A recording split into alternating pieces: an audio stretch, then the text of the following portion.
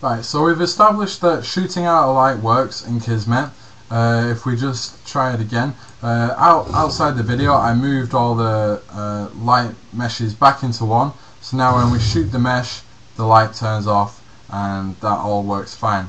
But what it doesn't do is apply for all the other meshes in the game.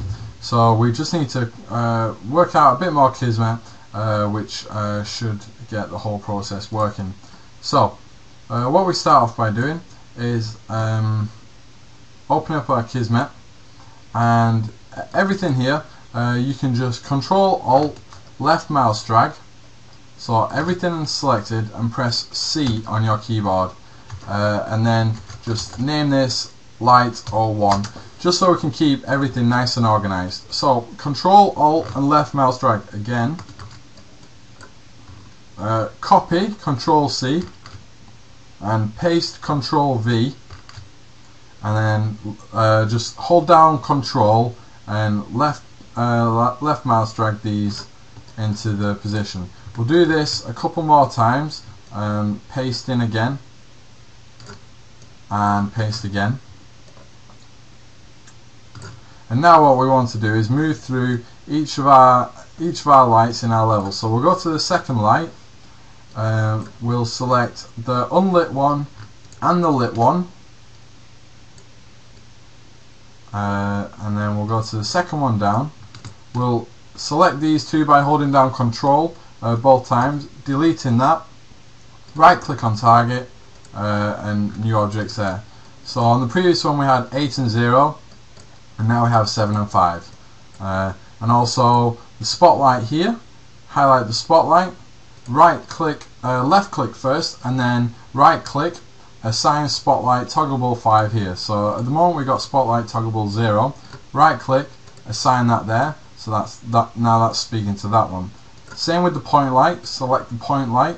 Right click on the point light here. Left click first. Right click, assign point light.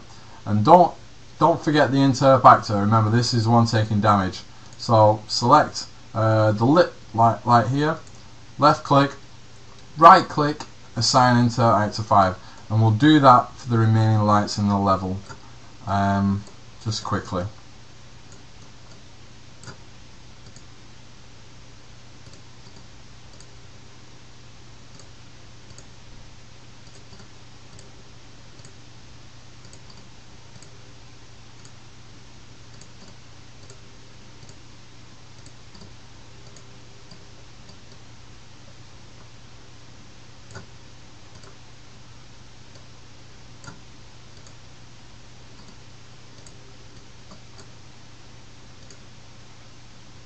Yeah, I don't have a spotlight for this one just because we have the light pickup as well, so I can just delete the spotlight from there, assigning this mesh to here, hiding that, and assigning that.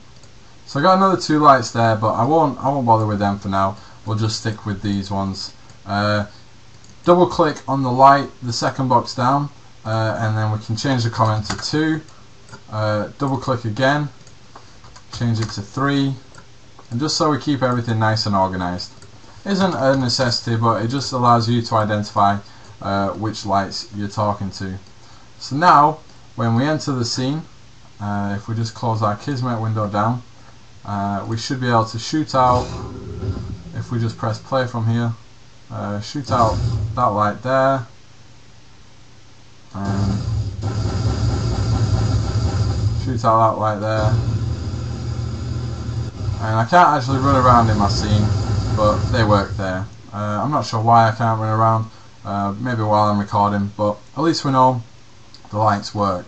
Last thing to keep in mind, if we just escape there, by the way, I just played that level by pressing this green play from this level, play this level in an editor window, and that starts playing from the player start. Just a few things to keep in mind. If we just open up Kismet again, and just make this larger. This take damage event, you can change a few things in there. The instigator is the player, so say you had a deathmatch mode where you didn't want certain players to be able to access it.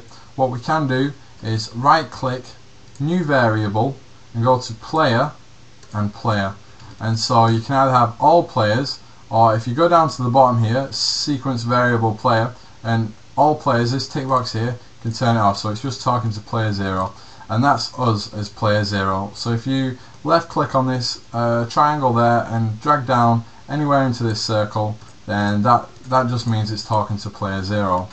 Damage taken, that's a float value which directly talks to the damage threshold here. So if we right click here and create a new variable, we could have a changing number there, just to keep that in mind, or you can just change it here. Just remember, if it's not working, your damage threshold's at 100, you might have to shoot the light like 20 times or however much damage that gun gives to shoot out the light. Maybe you want it like that.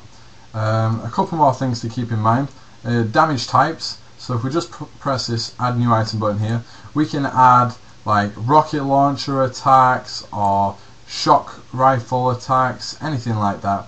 And so if you just want a rocket launcher, for example, to be able to shoot out the light and not a normal gun, then we can select that stuff there, and then ignore damage types. Similarly, if you don't want a certain gun to be able to damage it, then you can add them there. Not too many other options to play with in the sequence. Max trigger count for this, this is in every event. You want this set to 1 for this, because that means it can only be triggered once. If you had this set to 0, you could just keep clicking and turning on and off the light. So if you want that effect, then you could do that, and enabled is obviously already enabled. So that's just a brief Kismet introduction. It's pretty straightforward to learn, and you know, not too big of a sequence, but as you can see, it has a nice effect on the level, and really simple thing to achieve. So just remember, when you I've obviously changed these settings in the Kismet just then, so that one's not working, but just remember that to keep these settings in mind when changing, and if you want any damage types in there, you'll find them there, and that's it for now. Thanks.